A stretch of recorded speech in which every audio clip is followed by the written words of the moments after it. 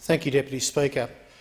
I've listened with very great interest this afternoon to many of the contributions that have been made, and I particularly would like to thank the member for Chifley for his contribution, because when he talks about disadvantage in his electorate and when the member for Lingiari talks about disadvantage in his electorate, that resonates with my experience, albeit limited experience, in this place. The reason why I can say that with confidence is the fact that in a very lengthy election campaign, and after door-knocking on thousands of doors and having thousands of conversations with electors in my electorate, something came through very, very loud and clear, and that was that there were three primary concerns in my electorate of Bass, and these were jobs, health and education.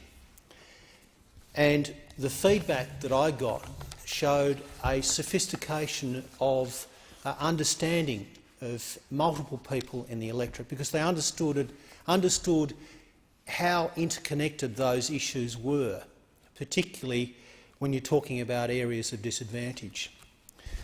So the member for Chifley talks about disadvantage and the importance of investment in education for the jobs of the future.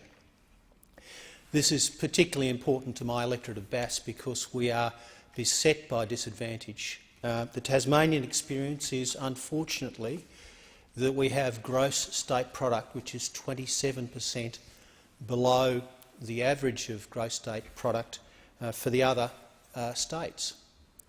Now, I find that shameful. That represents a significant underperformance.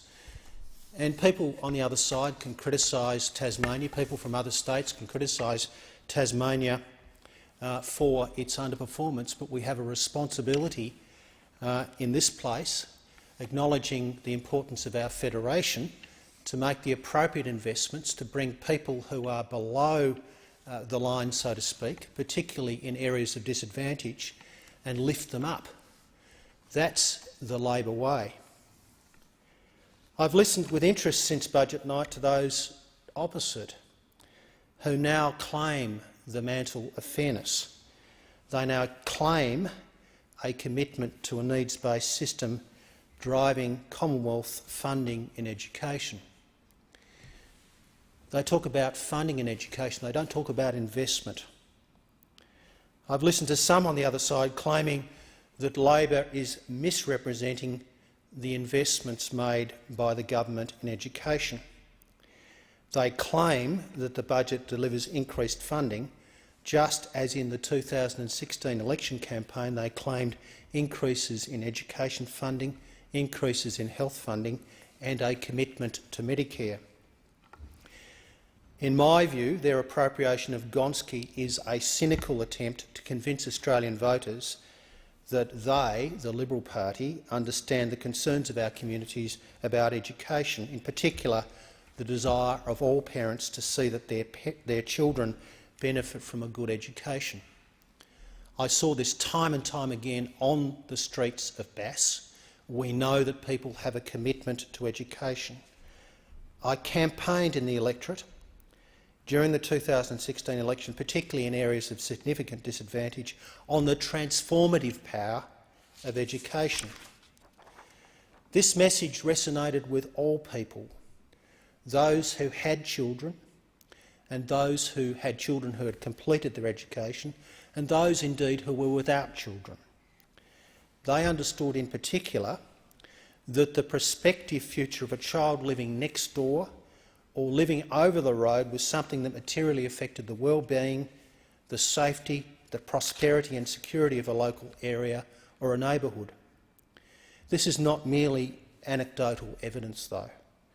The fact that education and investment in education produces significant economic as well as social benefit is well understood. Indeed, one of Tasmania's favourite sons, the economist Saul Eslake, has recently delivered an address, the John West Memorial Lecture at the University of Tasmania. He highlights, as I indicated earlier, the fact that the Tasmanian economy underperforms the average of the other state economies on a per capita basis by about 27% or more. As I said previously, this is shameful. It is a structural issue which cannot be addressed by piecemeal investment. I was proud to take policies to my electorate which supported both investments in infrastructure and long-term structural investment in improving education outcomes in Tasmania. Chief amongst these policies was Labor's investment of $150 million in the $350 million University of Tasmania transformation project. This was an infrastructure project for the shorter term, but ultimately a project which would deliver and will deliver increased participation in tertiary and indeed further education. Coupled with Labor's commitment to infrastructure spending in the form of remediation of sewage contamination of the Tamar River, Labor took a comprehensive education and infrastructure program to the electorate, whilst not neglecting the electorate's concerns to ensure that our public health system was preserved and properly funded. Now, Sawless Lake's John West Memorial Lecture provides significant insight in some of the likely causes of Tasmania's underperformance in economic terms. Some of them are the cause of contention, nevertheless. Whilst there is an ageing population which does not assist in maintenance of gross state product, our lack of educational attainment must play a significant role in the poor economic performance of the Tasmanian economy. Of course, it's not the case, and I'm not suggesting that Tasmanian students or indeed Tasmanian workers are less intelligent or less capable of being trained. There is, however, a significant deficit in numbers of Tasmanians who complete education to Year 12 and a corresponding decline in rates of Tasmanians who attain some sort of tertiary qualification. This is, of course, not a criticism of our teachers, nor is it appropriate to criticise the state's previous adoption of secondary colleges, as in my experience with both Launceston College and Newstead College, just two of them. These institutions provide an inspiring and challenging environment, both at an academic and practical level. How then does this Liberal government propose to address this issue with a reduction, yes, a reduction, in funding to Tasmanian schools? It is absolutely extraordinary that the government claims additional investment in schools, not just in Tasmania but elsewhere. However, the only way that they can make this claim, this extraordinary claim, is by claiming that funds cut from the 2014 federal budget have been partially restored as part of their Gonski 2.0 education funding program. It is even more extraordinary to sit in this place and hear those opposite claim, just as they did in the 2016 election campaign and earlier, that the cuts delivered in the 2014 federal budget were not cuts at all, on the basis that Labor's plan for delivery of Gonski was not, and I quote, fully funded. This exercise in mental gymnastics and indeed deception proceeds on the basis that for the years following the Ford estimates, education funding was not in some way guaranteed, despite the existence of funding agreements between the federal and state governments in each jurisdiction. Every school principal, every teacher and indeed every parent of a child denied funding in the 2014 budget and subsequent budgets needs to understand that the Liberals perpetuated a fraud on the Australian public by claiming that there was not a dollar's difference between Liberals and Labor on education funding, whilst claiming that years 5 and 6 of their Gonski funding plan proposed by Labor was unfunded. The fact of the matter is that Gonski 2.0 delivers increased funding from the low base adopted in the 2014 federal budget. This enables the present government to claim increases in funding. But put another way, what was a $30 billion cut in education is now a $22 billion cut. The Liberals demand credit for having introduced a less worse education package and now claim what they have produced is needs-based in accordance with the Gonski model. The original Gonski model was needs-based and sector-blind. This means that the funding was available based upon disadvantage, of particular importance to my home state, in order that individual schools could reach the schooling resource standard by 2018-2019 and, in the case of Victoria, 2022. Gonski 2.0 does nothing of the sort. Some schools will never reach the schooling resource standard goal set by the original Gonski plan. What the Liberals have in fact delivered, what they propose, is a bastardisation of the original proposal that funding be sector-blind. What has been adopted is the opposite of a sector-blind approach, transitioning to a flat Commonwealth contribution of 20% of SRS for all government schools and 80% for all non-government schools over 10 years until 2027. Despite what I've said about significant disadvantage within the Tasmanian system, the indexation proposed under this legislation in the name of Gonski 2.0 is the second lowest level of indexation after schools in the Northern Territory. I do wish to associate myself with all of the comments made by the member for Lingiari with respect to the level of disadvantage in the Northern Territory. What he said was true, but it's doubly true with respect to Tasmania. Why should we have the second lowest level of indexation? What sort of system produces the lowest and the second lowest rate of indexation, the two most disadvantaged education systems in the nation? There are absurd, even shocking consequences of this bastardisation of Gonski. Schools within Tasmania will lose $84 million or thereabouts in the next 2 years. But there is one private school within Tasmania, the Friends School, a very fine school I might say, which receives more than $15 million in extra funding over the next 10 years. However, let's compare that to the impact of this legislation on Tasmania's public schools. Mr Deputy Speaker, if the Turnbull government has its way, public schools in Tasmania will be $68 million worse off.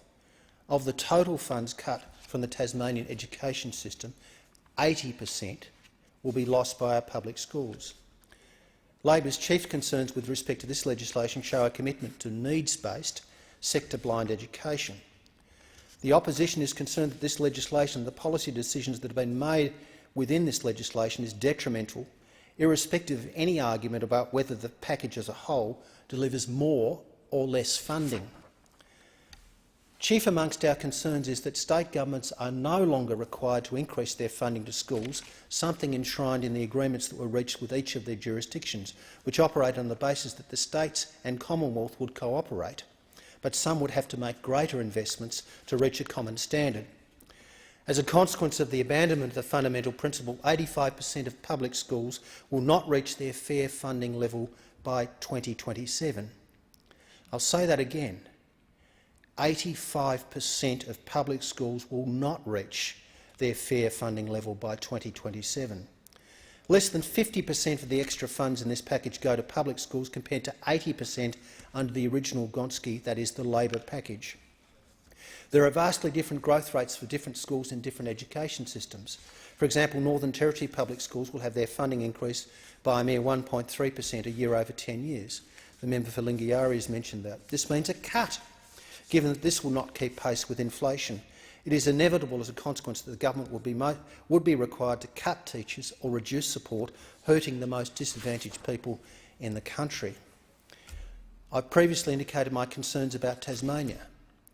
Tasmania is beset by disadvantages and as a consequence, the original package provided significant benefits to Tasmania, particularly having regard to the numbers of public schools who are required to accommodate up to 70% of children with disabilities and provide education to 80% of children from low-income families. Of broad import to public education nationally is the fact that public schools educate 70% of children from a language background other than English and 80% of children who are from an Aboriginal and Torres Strait Islander background.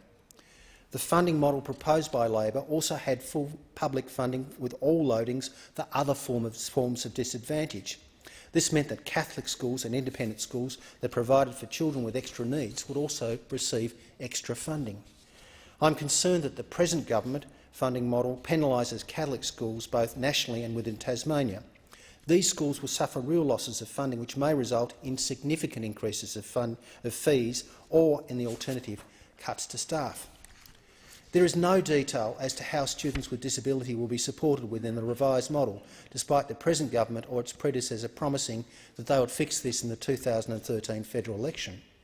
The bill removes any commitment to deliver quality teaching and learning, any obligation to deliver school autonomy, removes the potential for principals and school communities to have an increased say in education at a local school. In short, the present government has thrown out the reform agreement and the individual agreements the Labor government negotiated with the states and territories. Labor will restore the Liberals' $22 billion worth of cuts and properly fund our schools. We believe every child in every classroom deserves every opportunity. Similarly, the investment that Labor proposes is precisely that which is required to combat disadvantage in my home state of Tasmania.